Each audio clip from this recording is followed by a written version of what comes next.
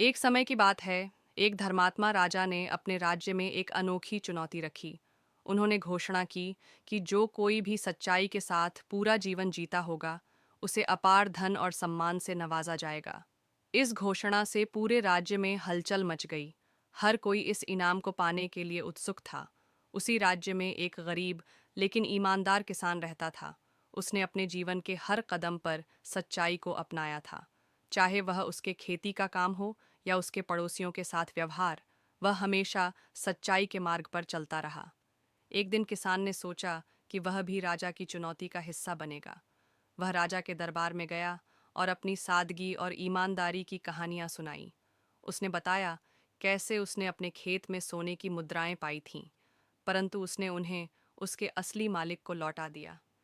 कैसे उसने अपने पड़ोसी की भूला दी गई अनाज की बोरियां उसे वापस कर दी थीं। राजा उसकी कहानियों से प्रभावित हुआ। उन्होंने महसूस किया कि किसान ने न केवल शब्दों में बल्कि कर्मों में भी सच्चाई को अपनाया था। राजा ने उसे इनाम के तौर पर सोने के सिक्के, नई भूमि और राज्य में सम्मानित स्थान दिया और घोषणा की कि उसकी सच्चाई और ईमानदारी का राज्य भर में गुणगान किया जाएगा। इस घटना से प्रेरित होकर अन्य लोगों ने भी सच्चाई के मार्ग को अपनाने का संकल्प लिया। यह घटना पूरे राज्य में सच्चाई और ईमानदारी के महत्व को उजागर करने वाली बन गई।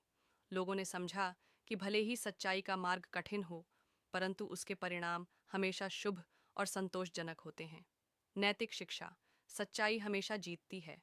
यह कहानी हमें यह सिखाती है कि सच्चाई का मार्ग चुनना हमेशा फलदायी होता है और अंत में यही जीत की कुंजी